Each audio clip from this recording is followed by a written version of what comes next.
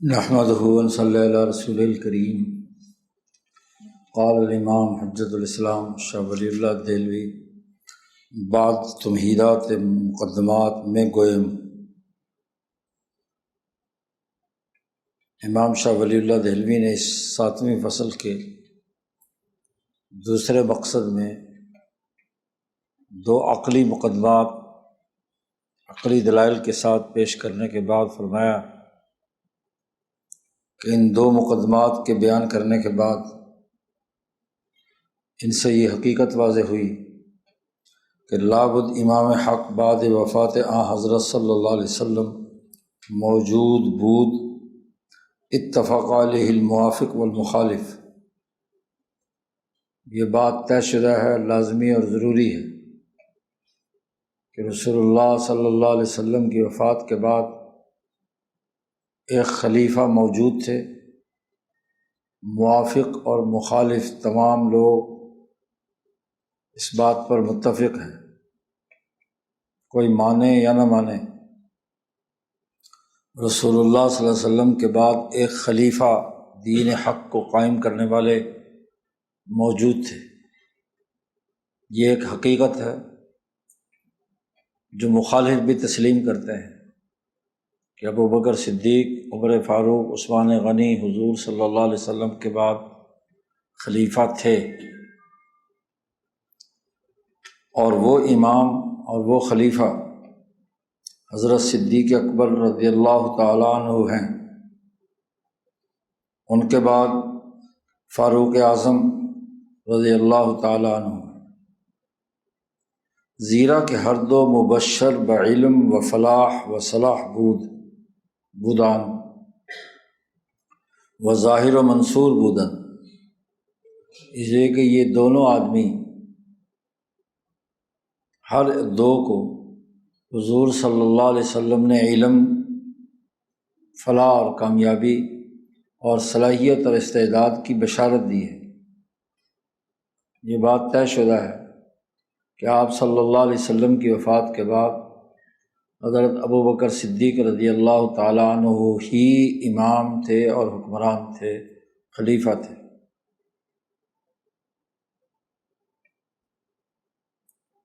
اور وہی غالب تھے اور انہی کی نصرت کی گئی، وہ منصور تھے۔ اللہ پاک نے جو یہ کہا تھا کہ ہمارے بات یہ لکھی جا چکی ہے، وَلَقَدْ سَبَقَتْ كَلِمَتُنَا، ہم پہلے یہ بات لکھ چکے ہیں کہ وَإِنَّ جُنْدُنَا لَهُمُ الْغَالِبُونَ إِنَّهُمْ لَهُمُ الْمَنْصُورُونَ، ان کی مدد بھی کی جائے گی اور ہمارے لشکر ہی غالب آ کر رہیں گے۔ تو جن لوگوں کو غلبہ حاصل تھا، جن کی نصرت اور مدد کی گئی، وہ حضرت ابو بکر صدیق اور عمر فاروق رضی اللہ تعالی عنہما ہیں، نہ کہ حضرت مرتضیٰ رضی اللہ تعالیٰ عنہ۔ حضرت علی المرتضیٰ امام اور حکمران نہیں تھے، نہ ہی خلیفہ تھے۔ حضور صلی اللہ علیہ وسلم کی وفات کے بعد جو خلیفہ تھے وہ حضرت ابو بکر صدیق اور عمر فاروق تھے۔ اس لیے کہ حضرت علی رضی اللہ تعالیٰ عنہ اگرچہ دین حق کے بہت بڑے عالم تھے اور بہشت اور جنت میں داخل ہونے کی خوشخبری بھی انہیں دی گئی تھی، لیکن یہ بات طے ہے کہ ان دو حضرات میں ان کو نہ تو ان کی نصرت کی گئی اور نہ ہی وہ غالب اور ظاہر ہوئے۔ اگر آپشن صرف دو تھے کہ یا صدیق اکبر ہیں یا حضرت علی ہیں، جیسا کہ پیچھے مقدمات میں شاہ صاحب نے بیان کیا، تو یہ بات طے شدہ ہے کہ اگر ان دو کے درمیان اگر کوئی فیصلہ کیا جائے تو یہ بات طے ہے کہ حضرت ابو بکر صدیق رضی اللہ تعالیٰ عنہ ہی خلیفہ، غالب، منصور اور حکمران تھے۔ حضرت علی رضی اللہ تعالیٰ عنہ گو عالم تھے اور ان کو جنت کی خوشخبری بھی دی گئی ہے، جنت میں جائیں گے، لیکن دنیا میں ان کی جو ظاہری خلافت اور حکمرانی ہے وہ حضور صلی اللہ علیہ وسلم کی وفات کے فوراً بعد نہیں ہوئی، اور نہ ہی اس سلسلے میں اللہ کی طرف سے ان کی مدد کی گئی۔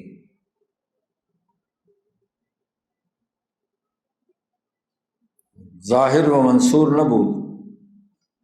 اب اس ایک اہم مسئلے کو شاہ صاحب ایک اور انداز میں حل کر رہے ہیں۔ فرماتے ہیں وہ تحقیق ای مسئلہ موقوف است بر تمہید نقطہ، اس مسئلے کی کہ ان دونوں حضرات میں کیوں حضرت علی رضی اللہ تعالیٰ عنہ کو غلبہ حاصل نہیں ہوا اور وہ منصور اور غالب نہیں ہوئے، اور حضرت ابو بکر صدیق رضی اللہ تعالیٰ عنہ اور عمر فاروق غالب بھی ہوئے اور انہوں نے حکمرانی بھی کی، ان کی نصرت بھی کی گئی۔ اس مسئلے کی تحقیق کے لیے شاہ صاحب فرماتے ہیں ایک اہم ترین مسئلہ سمجھنا ضروری ہے، نقطہ سمجھنا ضروری ہے۔ یہ مسئلہ موقوف است بر تمہید نقطہ، ایک اہم نقطے کی وضاحت ضروری ہے یہاں، اور وہ وضاحت اس لیے ضروری ہے کہ عام طور پر اہل سنت علماء میں سے جو امام ابو الحسن اشعری عقائد کے حوالے سے علم کلام کا ایک مکتب فکر ہے جس کو زیادہ تر محدثین اور فقہاء نے قبول کیا ہے، بعض حضرات شیعہ حضرات نے اس موقف سے ان کے اس علم کلام پر بیان کیے ہوئے نقطے سے ایک غلط استدلال کیا ہے۔ تو شاہ صاحب امام ابو الحسن اشعری یا اشاعرہ کے ایک علمی اور عقائد سے متعلق ایک گفتگو کی وضاحت فرما رہے ہیں۔ بدا اسعدک اللہ، یہ بات اچھی طرح جان لو، اللہ تعالیٰ تمہیں نیک بخت بنائے۔ اشاعرہ گفتان یہ علم کلام کا ایک مکتب فکر ہے عقائد کے حوالے سے۔ ایک امام ابو الحسن اشعری سے جو وابستہ لوگ ہیں وہ اشاعرہ کہلاتے ہیں، اور ایک امام ابو منصور ماتریدی سے جو منسوب ہیں وہ ماتریدی کہلاتے ہیں۔ تو یہ دو علم کلام کے مکتب فکر ہیں اور دونوں ہی سنیوں کے ہیں۔ اہل سنت والجماعت میں دو عام طور پر اشاعرہ جو ہیں وہ امام شافعی رحمۃ اللہ علیہ ان کے مسلک کو یا ان کے علم کلام کی بحثوں کو ترجیح دیتے ہیں، اور احناف جو ہیں وہ امام ابو منصور ماتریدی کی جو علم عقائد اور علم کلام سے گفتگو ہے اس کو ترجیح دیتے ہیں۔ اشاعرہ نے ایک بات کہی ہے، اللہ تعالیٰ کے جو احکام ہیں، احکامات الہی ہیں، معلل باغراض نیست، کہ اللہ تبارک و تعالیٰ جتنے احکامات دنیا میں جاری فرماتے ہیں ان کی کوئی علت نہیں ہے، کوئی غرض اللہ تبارک و تعالیٰ کا نہیں ہے۔ یعنی ہم کسی بھی حکم شرعی کے پیچھے غرض کیا ہے یا سبب کیا ہے اس پر بحث نہیں کریں گے۔ اللہ تبارک و تعالیٰ کسی غرض کے لیے کوئی حکم نہیں دے رہے۔ یہ بات اشاعرہ کے عقائد میں یہ بات واضح کی گئی ہے۔ تو احکام شرعیہ کو جب کسی اسباب و مسببات یا علل و معللات کے تحت پیش نظر نہیں رکھا جائے گا تو بس اللہ نے حکم دے دیا، مثلا حضرت علی رضی اللہ تعالیٰ عنہ یا حضرت حضور صلی اللہ علیہ وسلم کے بعد اب غرض حاصل ہو یا نہ ہو یہ تو کوئی بحث نہیں ہے۔ اس سے یہ غلط استدلال کیا جاتا ہے کہ بس ہمیں تو سچ ماننا ہے، اس سے دنیا میں کوئی نتیجہ نکلا ہے یا نہیں نکلا ہے۔ عام طور پر جو مذہبی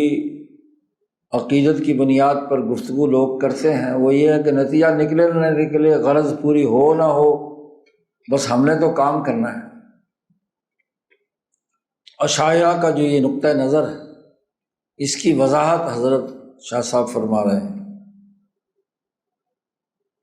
شاہ صاحب کہتے ہیں اگرچہ جملہ تو ان کا یہ ہے،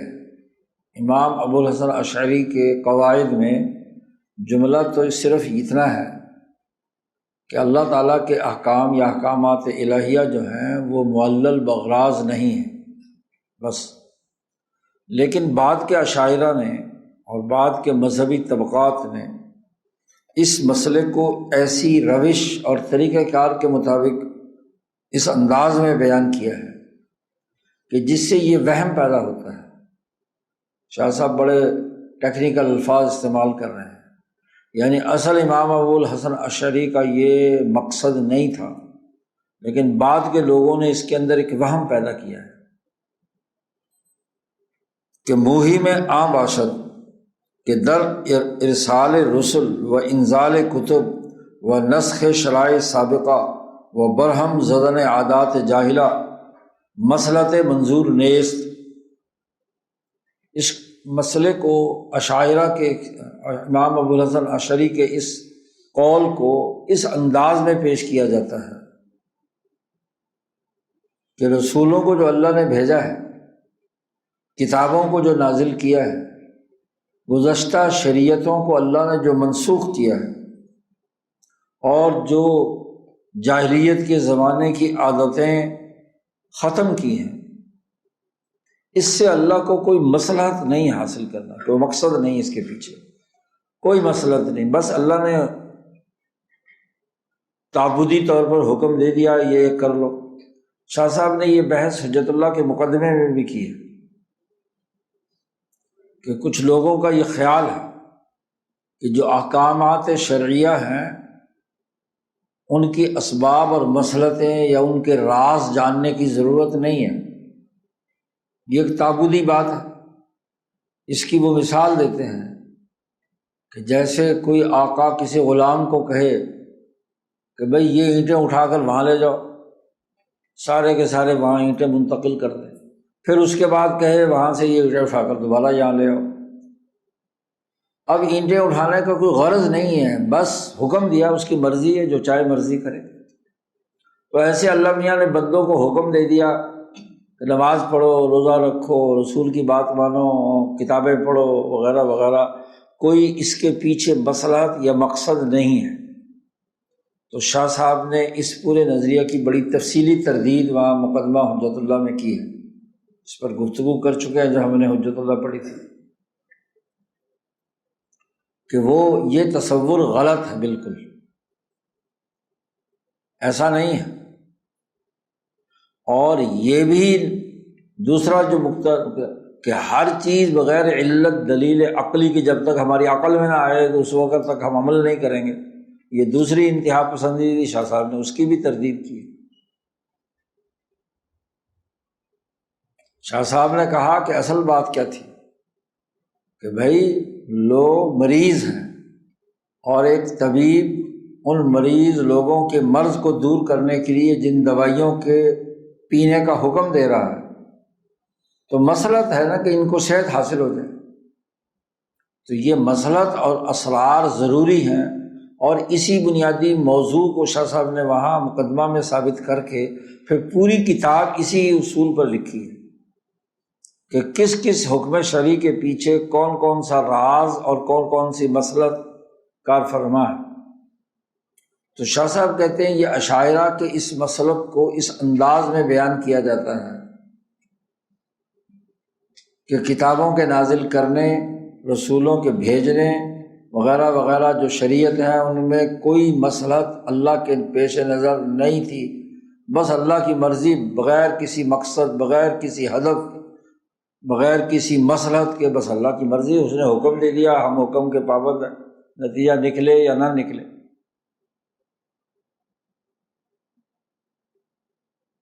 ارادہ کے ترجیح احد المقدورین است، کار خود کردہ است۔ اللہ تعالیٰ نے جو ارادہ فرمایا تھا ان تمام چیزوں سے، تو اللہ پاک نے تمام لوگوں کو پابند کر دیا کہ دو مقدور چیزیں تھیں، ان میں سے ایک کو ترجیح دینا، یہ خود اللہ پاک نے بات بیان کر دیا۔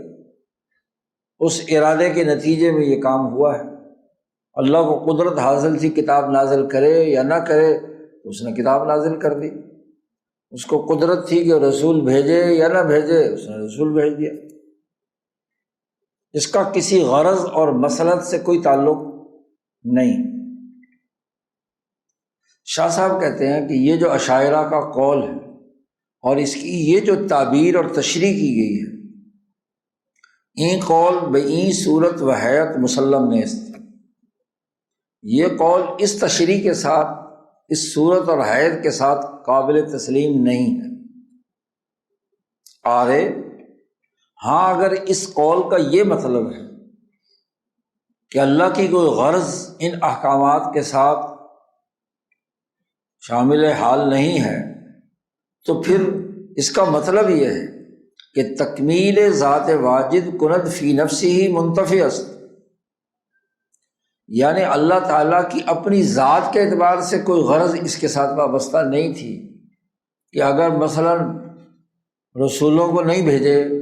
اور کتابوں کو نہ نازل کرے تو نعوذ باللہ اللہ کی ذات میں کوئی کمی واقع ہو جائے گی۔ اللہ نے اپنی ذاتی غرض کے لیے، اپنی ذات کی تکمیل کے لیے اس نے رسول بھیج دیے اور کتابیں نازل کی۔ اگر اتنی بات ہے تو پھر تو ٹھیک ہے، کیونکہ اللہ کو تو کوئی غرض، وہ تو کامل، چاہے کتابیں بھیجے نہ بھیجے، رسول بھیجے نہ بھیجے، تو اس کی ذات میں تو کوئی نقص نہیں ہے، وہ تو اللہ الصمد ہے۔ اگر اشعریوں کے اس قول کا یہ مطلب ہے تو پھر تو ٹھیک ہے، اس کو تو ہم مانتے ہیں۔ لیکن اس کے نتیجے میں یہ اگلی جو تشریح کی جاتی ہے یہ درست نہیں ہے۔ وہ مصلحت کہ مرجع لطف عباد باشد مربوط ساختن بعض مسببات باسباب واقع است، وہ مصلحت کہ رسولوں کو بھیجنے اور کتابوں کے نازل کرنے کی سب سے بڑی مصلحت تھی بندوں پر مہربانی کرنا، اور وہ مہربانی کو اللہ نے مربوط کیا ہے بعض مسببات کو اسباب کے ساتھ، تو یہ بات واقع شدہ ہے کہ دنیا میں جتنے اس طرح کے اسباب و مسببات کا پورا نظام ہے، یہ تو واقعہ میں موجود ہے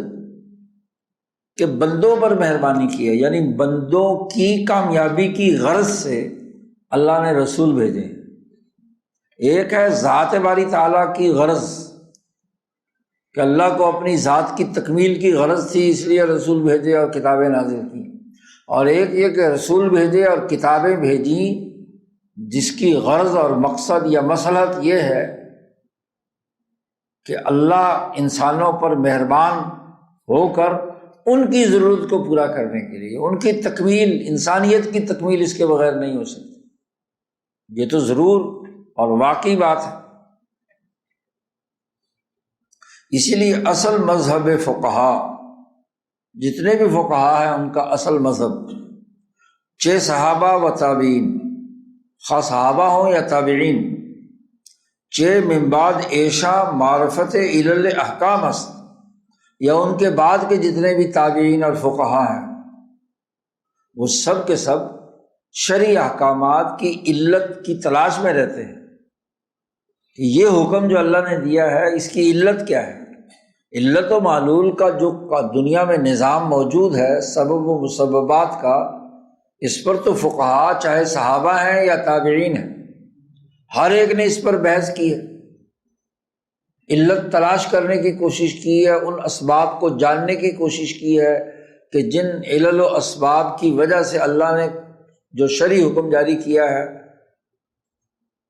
تو وہ شرعی حکم کی علت تلاش کرنا یہ صحابہ نے کیا ہے، تابعین نے کیا ہے، تمام فقہا نے کیا ہے۔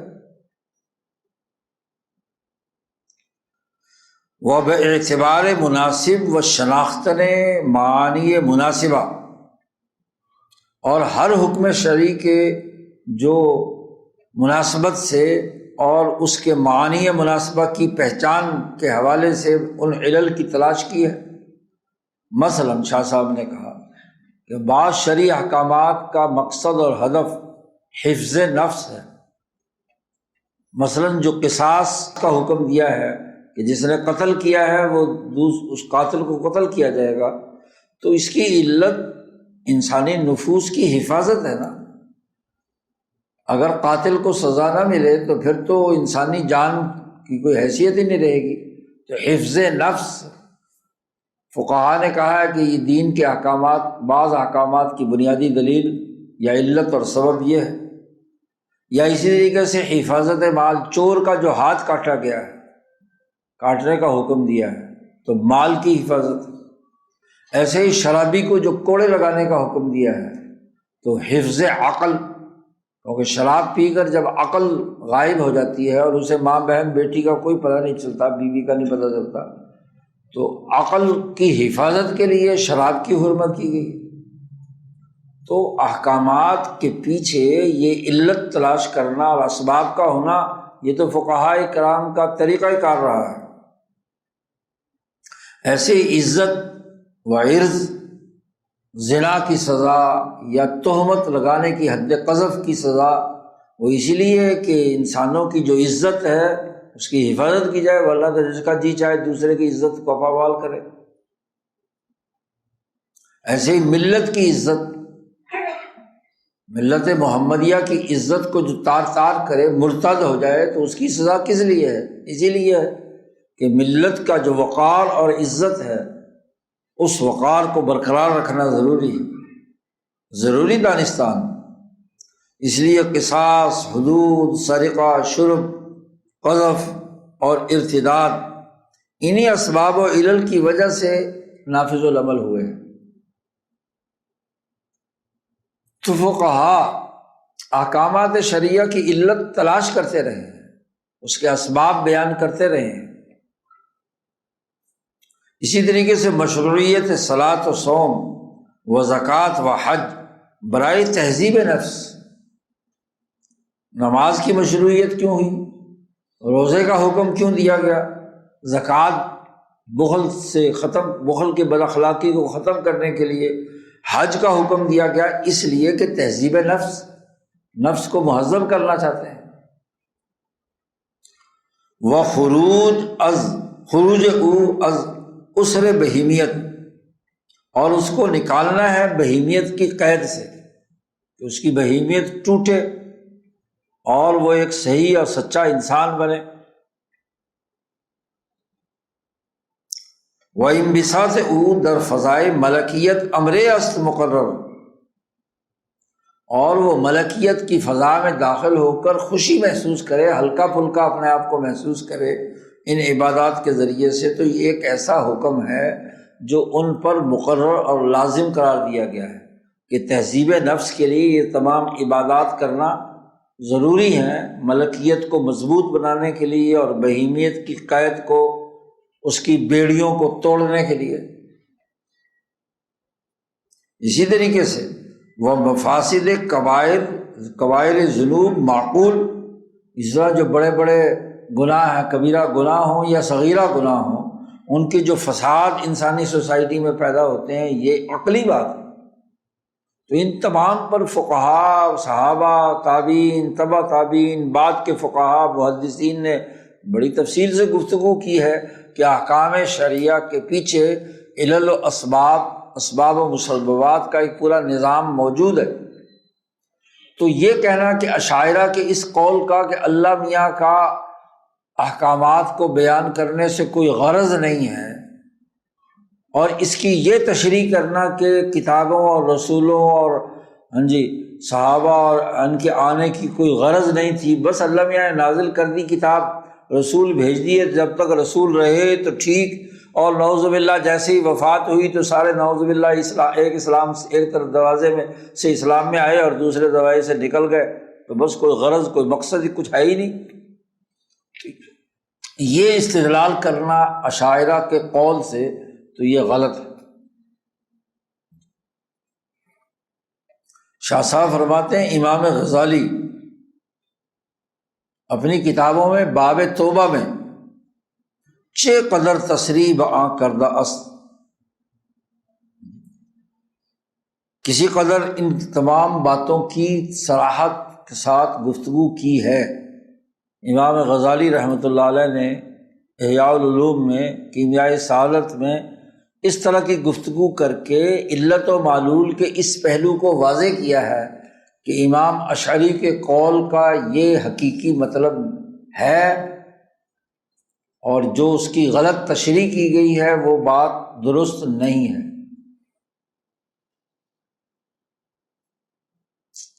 ازیں ہمہ گزشتیں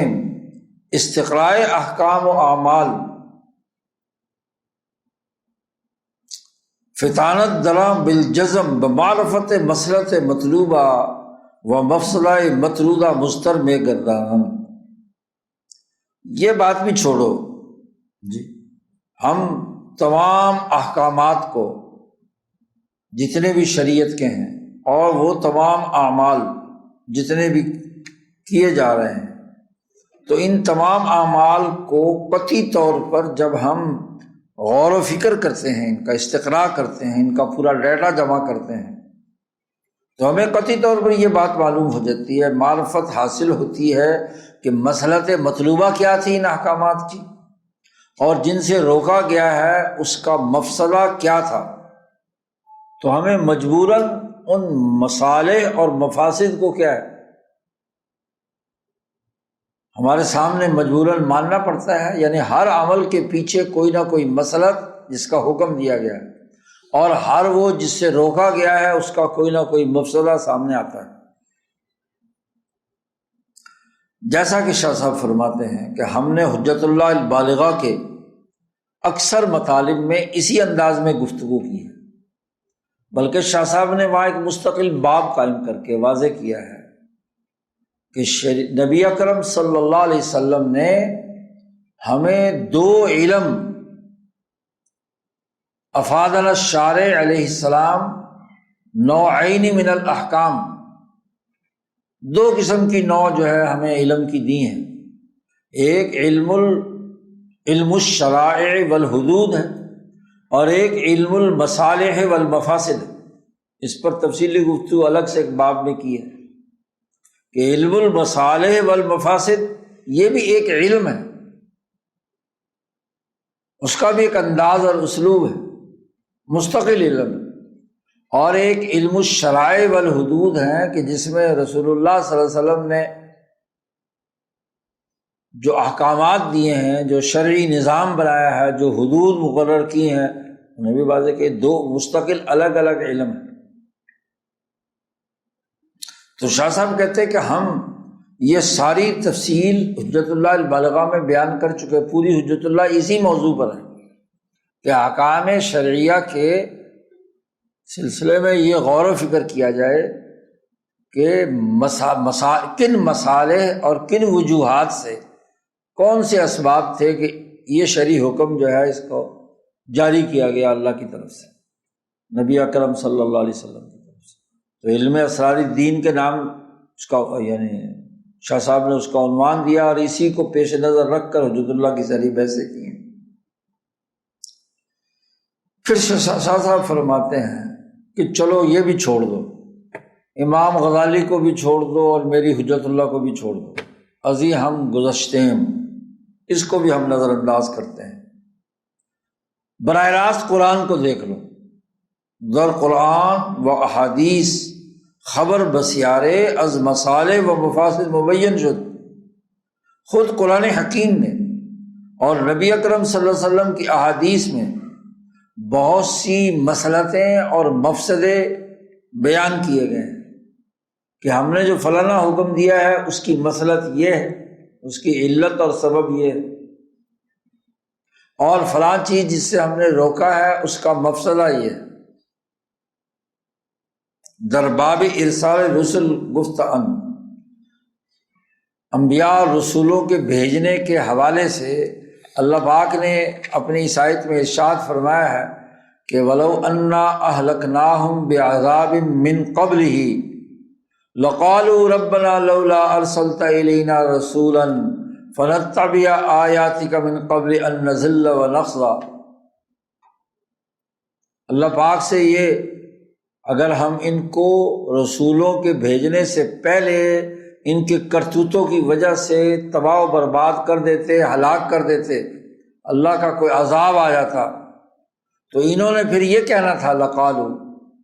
یہ لوگ یوں کہتے کہ اے ہمارے پروردگار، کاش ہمارے پاس کوئی رسول بھیج دیتا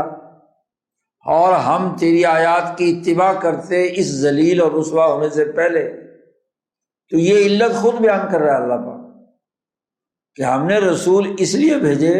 کہ کل تم ہمارے سامنے یہ دلیل اور حجت نہ پیش کر سکو، جب عدالت لگے گی حشر کے میدان میں تو تم یہ نہ کہہ سکو کہ آپ نے ہمارے پاس تو کوئی رسول بھیجا ہی نہیں تھا۔ تو اس لیے ہم نے رسول پہلے بھیج کر دنیا میں تمہیں باخبر کر دیا۔ تو ارسال رسول کی خود مصلحت قرآن بیان کر رہا ہے۔ اسی طریقے سے لقد ارسلنا رسلنا بالبینات وانزلنا معهم الکتاب والمیزان لیقوم الناس بالقسط، یہاں بھی مصلحت اور نتیجہ بیان کیا جا رہا ہے کہ ہم نے جو رسول بھیجے، کتابیں نازل کی ہیں، وہ اس لیے کہ انسانیت کو ہم عدل و انصاف پر قائم کریں۔ تو خود علت نہیں بیان کر رہا یہاں اللہ میاں، سبب بیان کر رہا ہے۔ تو یہ کہنا کہ جو اللہ کے احکامات ہیں وہ معلل باغراض نہیں ہے، اس کے پیچھے کوئی سبب نہیں ہے، کوئی مصلحت نہیں ہے، کوئی نتیجہ پیش نظر نہیں ہے، بغیر نتیجے کے بس کبھی ایک حکم دے دیا، کبھی دوسرا حکم دے دیا، بس معاملہ ختم۔ تو یہ آیت قرآنیہ اس حقیقت کی نشاندہی کر رہی ہے کہ خود اللہ پاک نے علت و معلول یا اسباب و مسببات یا مصلحت احکامات شرعیہ اس کو بیان کیا ہے۔ اسی طریقے سے حدیث قدسی میں آیا ہے کہ ان اللہ خلق بنی آدم حنفاء، کہ اللہ تبارک و تعالیٰ نے تو بنی آدم کو پیدا کیا تھا حنفاء، یعنی فطرت ان کی دین اسلام پر تھی، وہ دین حنیفی پر تھے، اللہ کے ساتھ یکسو تھے۔ اللہ نے پیدائش کے وقت تو تمام انسانوں کو فطرت اسلام پر پیدا کیا ہے، لیکن شیاطین نے انہیں چکر دے کر گمراہ کر دیا۔ تو اللہ کی مصلحت تو یہ تھی کہ یہ سب کے سب حنفاء ہوں، لیکن شیاطین نے آ کر ان کو کیا ہے خراب کر دیا، ان کو بگاڑ دیا۔ جو دوسری حدیث میں بھی نبی اکرم صلی اللہ علیہ وسلم نے فرمایا کہ کل مولود یولد علی الفطرہ، اللہ کی مصلحت تو یہ ہے کہ انسان حنیف رہے، لیکن شیطانوں نے کام خراب کیا۔ اسی طریقے سے ایک دوسری لمبی حدیث کہ اللہ تبارک و تعالیٰ نے قرۂ ارض کے انسانوں پر نظر کی تو عربیوں کو بھی اور عجمیوں کو بھی دیکھا کہ یہ سب کے سب ان پر غضب کی نگاہ سے اللہ نے نظر ڈالی اور ان کو ذلیل اور رسوا کرنے کے لیے رسول بھیجے۔ شیطان نے جو ہیلے کیے تھے ان سے بچا کر دوبارہ حنیفی بنانے کے لیے رسول بھیجے۔ اسی طریقے سے جب عربوں اور عجم میں ظلم بڑا، خرابیاں پیدا ہوئیں، تو اللہ نے جو ازکا یومئذ، جو ازکا خلق اللہ کی مخلوق میں سے جو زکی ترین اور پاکیزہ ترین فرد تھا، اس کو رسول بنا کر بھیج دیا۔ اسی طرح ایک اور حدیث میں اللہ پاک نے فرمایا کہ میں نے اے محمد صلی اللہ علیہ وسلم آپ کو دنیا میں اس لیے بھیجا ہے تاکہ میں آپ کو آزماؤں ان سے اور ان کو آزماؤں آپ سے، اس لیے میں نے تو بھیجا۔ تو اللہ تعالیٰ خود وجہ بیان کر رہے ہیں کہ کیوں رسول بھیجا۔ امتیوں کی آزمائش یہ ہے کہ کیا وہ رسول کی صلی اللہ علیہ وسلم کی بات مانتے ہیں یا نہیں، اور رسول اللہ صلی اللہ علیہ وسلم کی آزمائش یہ ہے کہ وہ ان کی طرف سے جو نہ ماننے کی تکلیف اور اذیت ہے اور ان کو ایک جگہ پر اکٹھا کر کے جماعت بنانے، دشمنوں کا مقابلہ کرنے حکومت اور خلافت قائم کرنے کی پوری 23 سالہ آزمائشیں ہی ہیں جو نبی اکرم صلی اللہ علیہ وسلم پر گزری ہیں۔ بلکہ شمائل ترمذی میں تو آتا ہے کہ آپ صلی اللہ علیہ وسلم کے جو حالات میں شمائل میں کہ متواصل الاحزان، کہ نبی اکرم صلی اللہ علیہ وسلم پر غموں کی بارش برستی تھی، مسلسل بارش، ایک مصیبت ختم ہوتی دوسری ختم ہوتی تیسری، تو حزن اور غم مسلسل آپ کا پیچھا کرتے رہے آخر زمانے تک۔ آپ اپنی امت کی فکر میں گھلتے رہے۔ آپ اندازہ لگائیے کہ اگر 40 یا 70 مردوں کی طاقت آپ کے جسم مبارک میں تھی اور صرف 63 سال کی عمر مبارک میں دنیا سے چلے گئے، تو جسم گھلا ہے نا، آزمائش میں سے گزرے ہیں، یہ کوئی آسان بات تو نہیں ہے۔ تلخ زندگی کتنی رسول اللہ صلی اللہ علیہ وسلم کی گزری ہے جی، آزمائش ہے۔ میں نے آپ کو بھیجا ہے کہ آپ کو آزماؤں ان سے اور ان کو آزماؤں آپ سے۔ انبیاء اور جو اولو العزم ان کے متبعین ہوتے ہیں، ان کی آزمائشیں بہت عجیب و غریب ہوتی ہیں۔ عام آدمی سمجھتا ہے کہ جی بہت مزے میں ہیں یہ لیڈران کرام، ہاں جی، یہ انبیاء، یہ اولیاء، یہ بزرگ جو ہے لاکھوں لوگ ان کے ہاں جی ماننے والے ہیں تو بہت مزے میں ہوں گے۔ خواجہ نظام الدین اولیاء رحمۃ اللہ علیہ آخری وقت میں حضرت سنایا کرتے تھے قصہ کہ 500 خلفاء چاروں طرف ہاتھ باندھے کھڑے ہیں، بڑے بڑے علماء فقہاء، اور حضرت آخر زمانے میں بوڑھے ہو گئے تھے تو چارپائی پر سفید، ہاں جی،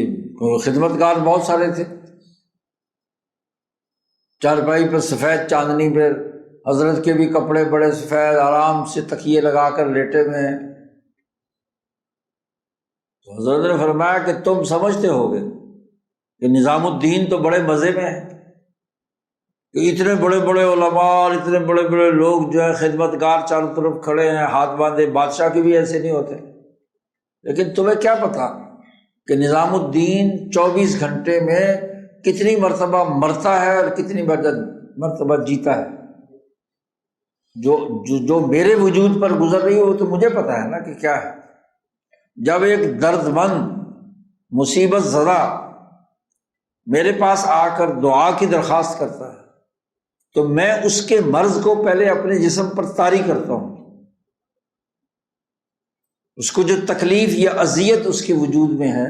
میں اپنے اوپر طاری کرتا ہوں، پھر اللہ سے مانگتا ہوں کہ یا اللہ اس تکلیف کو دور کر دے۔ تو کتنی دفعہ میں بیمار ہوتا ہوں، کتنی دفعہ میں ہاں جی اس اذیت سے گزرتا ہوں، تمہیں کیا پتا؟ تو بات یہ ہے کہ لوگ تو سمجھتے ہیں کہ انبیاء بڑے مزے میں ہیں، میٹھے میٹھے ہیں جی، اسی طریقے سے جو سچے اولیاء اللہ ہیں، علماء ربانیین، ان کے بارے میں لوگ سمجھتے ہیں بہت جو آگے پیچھے ان بزرگوں کے آگے پیچھے پھر رہے لوگ، بڑی بات۔ لیکن ان کی اپنے قلب کی حالت تو دیکھیے، نبی کا سچا وارث وہ انتہائی آزمائش سے گزرتا ہے۔ رسول اللہ صلی اللہ علیہ وسلم نے فرمایا مجھ سے محبت ہے تو پھر آزمائشوں کے لیے تیار ہو جاؤ۔ تو یہ خود اللہ پاک نے کیا رسول اللہ صلی اللہ علیہ وسلم کے بارے میں یہ بات فرمائی ہے، تو یہ خود علت اور سبب بیان کیا ہے۔ اسی طرح ایک اور حدیث میں نبی اکرم صلی اللہ علیہ وسلم کو منذر جیش، لشکر کے ڈرانے والے کی مثال کے طور پر آپ صلی اللہ علیہ وسلم نے صفا پہاڑ پر کہا تھا نا کہ میں دیکھ رہا ہوں کہ ایک لشکر جو ہے مکہ پر حملہ آور ہو رہا ہے۔ انذر عشیرتک الاقربین جب آیت آپ پر نازل ہوئی تو آپ صلی اللہ علیہ وسلم نے صفا پہاڑ پر کھڑے ہو کر انذار کیا۔ تو شاہ صاحب کہتے ہیں کہ یہ 4 حدیثیں اور ایک آیت قرآنی، ان تمام کا اگر مجموعی مطالعہ کرو، این مقدمات بوجہ شہرت یافتہ، یہ جتنی باتیں میں نے پیچھے کی ہیں، فقہائے صحابہ تابعین، اور پھر اس کے بعد امام غزالی کی بات، پھر حجت اللہ ساری جو اس کے اوپر جو دلائل دیے ہیں، پھر قرآن اور حدیث میں جو اسباب و مسببات اور مسلطوں کی بحث سامنے آئی ہے، تو یہ مقدمات بوجہ شہرت یافتہ کہ سنی برقاعدہ خود کہ التزام مدلول حدیث مشہور است باس بات عام مستر میں شود، کہ یہ جو احادیث ہیں ان کا جو مدلول التزامی ہے، اس کے لوازمات میں سے جو بات ثابت ہوتی ہے کسی بھی حدیث مشہور کی، تو سنی اپنے ہی قاعدے کے مطابق اس بات پر مجبور ہے کہ وہ یہ مصالح اور اسباب و مسببات کی بات کو مانے اور تسلیم کرے، کیونکہ جب وہ اپنے آپ کو اہل سنت میں سے کہتا ہے تو سنی کا مطلب تو وہی ہے جو احادیث کا مدلول التزامی ہو اس کو بھی مانے۔ بحقیقت مذہب سنت، یہ بات شاہ صاحب نے وہاں بھی کہی ہے مقدمہ حجت اللہ کے اندر، اہل سنت کا مذہب نہ قول اشعری است و نہ قول ماتریدی۔ بڑی اہم بات، سنیت کا مطلب جو لوگوں نے یہ لے لیا کہ سنی وہ ہے جو عقائد میں اشعری ہو یا ماتریدی ہو، تو شاہ صاحب فرماتے ہیں کہ یہ تو بعد کی باتیں ہیں، جو تم علم الکلام کی یا علم عقائد کی بحث کرنے والوں نے اپنے اپنے مسلک اختیار کر لیے ہیں۔ تو مذہب اہل سنت نہ قول اشعری است و نہ قول ماتریدی، سنت یہ ہے کہ ہر چہ حکم نص کتاب و حدیث مشہور و اجماع امت و قیاس جلی باشد ہما سنت است، جو بھی کتاب اللہ کی نص کا حکم ہے، حدیث مشہور کا حکم ہے، اجماع امت کا ہے، واضح قیاس جلی کی سے ثابت ہے، وہ سنت ہے۔ چاہے اس حکم نص یا ان منصوصات سے ثابت شدہ حکم کو ماننے والا اشعری باشد یا غیر، وہ سنی ہے، چاہے وہ اشعری ہو یا اشعری نہ ہو، ماتریدی ہو۔ اب سنیت کا ایک مخصوص فرقہ وارانہ جو تصور تم نے پیدا کر لیا ہے، شاہ صاحب کہتے ہیں یہ سنیت نہیں ہے، اس لیے میں اپنی سنیت کے لیے لازمی قرار نہیں دیتا کہ جو تم متکلمین کی بحثیں اور ان بڑے بڑے علماء نے جو گفتگو کی ہے میں ان کی بنیاد پر اپنی سنیت کا طے کروں گا۔ میرے نزدیک سنی وہ ہے جو قرآن حکیم کی نص، کسی قرآن کی آیت کے حکم، حدیث مشہور کا حکم، اجماع صحابہ کا حکم اور قیاس جلی سے ثابت شدہ حکم کو ماننے والا ہے۔ شاہ صاحب اس کو الجادۃ القویمۃ المحمدیہ کہتے ہیں، یہ رسول اللہ صلی اللہ علیہ وسلم کی مقرر کردہ وہ شاہراہ ہے، شاہراہ فکر و عمل ہے، جو اس کو مانتا ہے وہ سنی ہے۔ بس فرقہ وارانہ بنیادوں پر سنی کی تعریف کرنا یہ غلط ہے۔ باقی رہی بات کہ چونکہ عام طور پر سنت کی یہ جو تعریف ہے کہ جادہ قویمہ کے مطابق، سنت کے مطابق رائے قائم کرنا، یہ سنی ہوتا ہے۔ اور اس سلسلے میں جو شاہ صاحب کی جتنی تحقیقات ہیں ان میں اکثریت میں اکثر مسائل وہ ہیں جو امام ابو الحسن اشعری کے بیان کردہ ہے، قاعدے ہیں۔ شاہ صاحب نے اس میں الخیر الکثیر میں گفتگو کی ہے اور 11 وہ بنیادی قواعد بیان کیے ہیں کہ جو امام ابو الحسن اشعری نے بیان کیے تھے اور شاہ صاحب نے انہیں تسلیم کیا ہے۔ تو زیادہ تر شاہ صاحب کی تحقیقات کی مناسبت امام ابو الحسن اشعری کے اقوال سے ہی ان کی مناسبت زیادہ ہے۔ تو شاہ صاحب کہتے ہیں کہ یہ جو امام اشعری کا جو قول کہ ذات باری تعالیٰ کے احکامات سے ذات باری تعالیٰ کی کوئی غرض وابستہ نہیں ہے، شاہ صاحب کہتے ہیں ظن غالب فقیر است، اس فقیر کا ظن غالب یہ ہے کہ یہاں امام اشعری کا جو غرض ان مسائل کے حوالے سے جو مخالف مذاہب تھے ان کی طاقت اور قوت کو توڑنے کے لیے یہ اصول اور ضابطہ انہوں نے بیان کیا ہے۔ مسائل منوع چند است کے صورت مذاہب مخالف را بسبب عام منوع میں شکنت نہ جزم بآں کے کہ در شریعت چنی و چنی است، شریعت میں ایسا ہے یہ بات ان کے پیش نظر نہیں تھی۔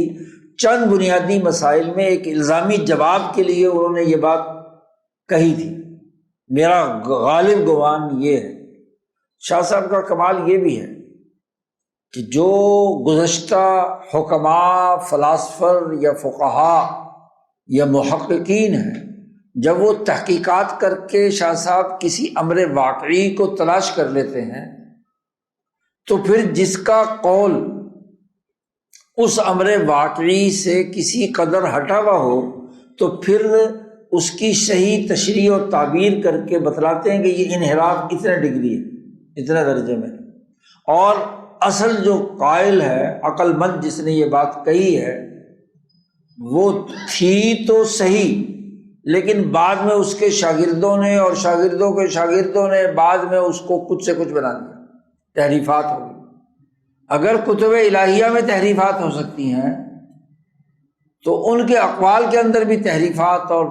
بہت سارے تغیرات اور تبدلات ہو سکتے ہیں۔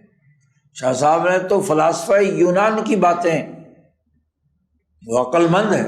کوئی عقل مند بالکل بے وقوفی کی باتیں نہیں کر سکتا، ان کی طرف جو منسوب بھی باتیں ہیں ان کا بھی ایک حقیقی مطلب شاہ صاحب نے واضح کیا ہے کہ یہ بعد کی تعبیرات نے اس بات کو کچھ سے کچھ بنا دیا، اس کا بتنگڑ بنا دیا۔ لا يصدر من الواحد الا الواحد کی تشریح میں شاہ صاحب نے واضح کیا ہے کہ بات صحیح ہے لیکن اس کی تعبیر غلط ہے۔ اس پر پوری بحث شاہ صاحب نے بدر باسغہ کے مقدمے میں کی۔ تو اسی طریقے سے یہاں امام ابو الحسن اشعری کی اس گفتگو کے پیچھے چیز کیا موجود ہے اس کو شاہ صاحب نے اپنے ظن غالب کے طور پر واضح کر دیا۔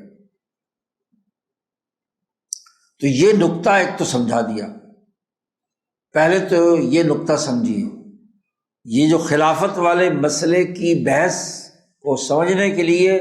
پہلے تو یہ بات، کیونکہ وہ یہ کہتے ہیں کہ عمل ہو نہ ہو، نتیجہ نکلے نہ نکلے، ہر حال میں بس حضرت علی کو حضور نے خلیفہ بنا دیا، بس خلیفہ ہے، کسی نے نہیں مانا تو نہیں صحیح،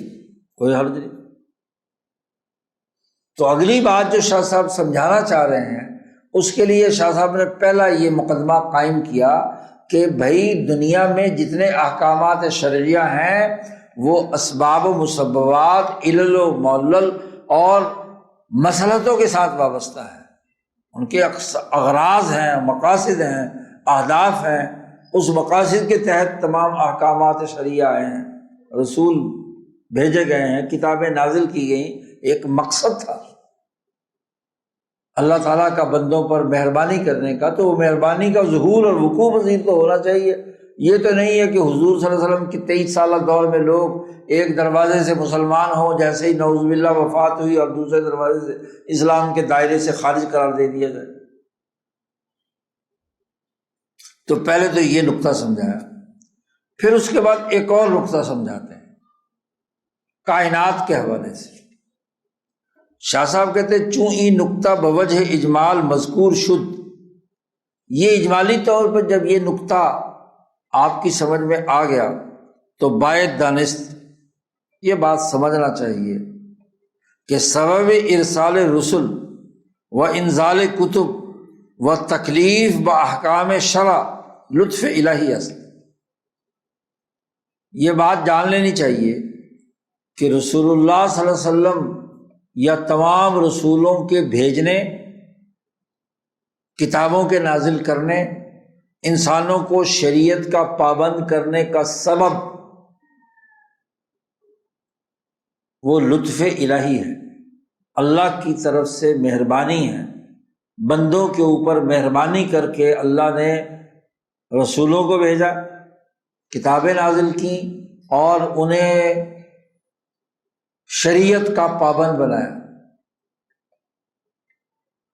یعنی رسیدن افراد بنی آدم بکمال نوعی خود بدوں ای چیز ہا میسر نمے آمد، آدم کی اولاد اپنے نوعی کمال تک ان چیزوں کے بغیر نہیں پہنچ سکتی تھی۔ یہ مطلب رسولوں کے آمد کے بغیر، ان پر کتابوں کے نازل کیے بغیر، انہیں کسی شریعت کا پابند کیے بغیر آدم کی اولاد اپنے نوعی انسانی کمال تک نہیں پہنچ سکتی تھی۔ اس سبب سے اللہ نے مہربانی اور لطف کیا کہ رسول بھیجے، کتابیں نازل کی، انہیں شریعت کا پابند بنایا۔ ہما رحمت کہ باعث خلق نوع انسان شدہ است، وہ اللہ کی رحمت کہ جو سبب بنی تھی نوع انسان کو پیدا کرنے کی، دائرہ خلق میں تخلیق اللہ کی رحمت سے ہوئی۔ تو جیسے رحمت الہی باعث بنی تھی انسان کو پیدا کرنے کے لیے، بار دیگر برقع از روح خود کشاد، دوسری مرتبہ اللہ تعالیٰ نے اپنا چہرہ اس برقعے سے ہٹایا اور ایک ایسی شریعت دنیا میں ارشاد فرمائی کہ جو بشری افراد کی تکمیل کے لیے ضروری تھی۔ جیسے پیدا کرنا اللہ کی رحمت تھی،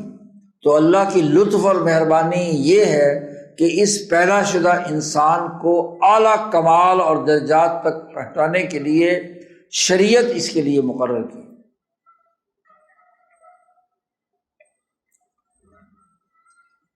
اور اس لیے کی کہ ایشالا بکمال و جمال خیش رساند، تاکہ ان کو اپنے کمال اور خوبصورتی کے اعلیٰ مقام تک پہنچائے اس شریعت کے ذریعے سے۔ تو ایک دائرہ تخلیق ہے جو تکوین بھی ہے اور تقدیر بھی ہے، کہ ہر انسان کو ایک خاص سائز، خاص اندازے اور خاص دائرے کے مطابق تخلیق کیا ہے نوع انسان، اور پھر اس کی تکمیل کے لیے کیا ہے، شریعت اسے اس پر انبیاء کو بھیج کر شریعت کا انہیں پابند کیا گیا ہے۔ شاہ صاحب اس کو ایک مثال سے سمجھاتے ہیں۔ اس طرح سمجھو کہ ایک باغبان پہلے درخت لگاتا ہے، نہال میں نشان، ایک پودا زمین میں کاشت کرتا ہے، وہ تربیت او میں کند، اور اس کی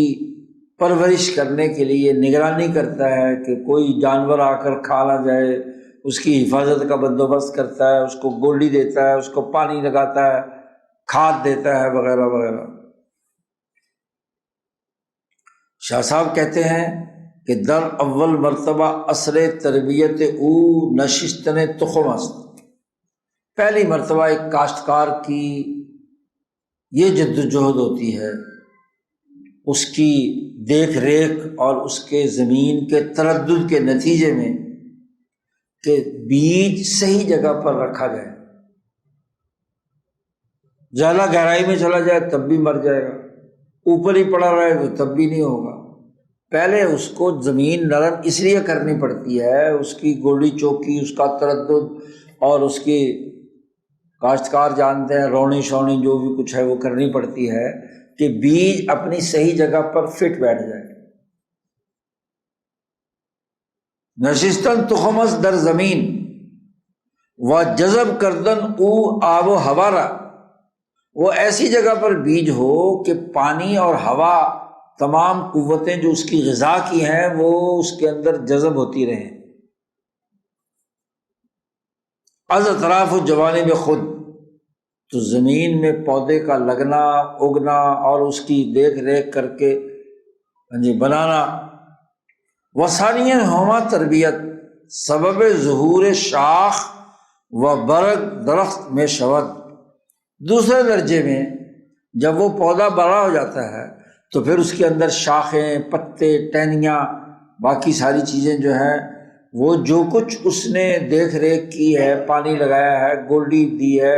ہاں جی، اس وقت پر اس نے کھاد دی ہے، اس کے نتیجے میں مقصد یہ ہے کہ اس بیج کو،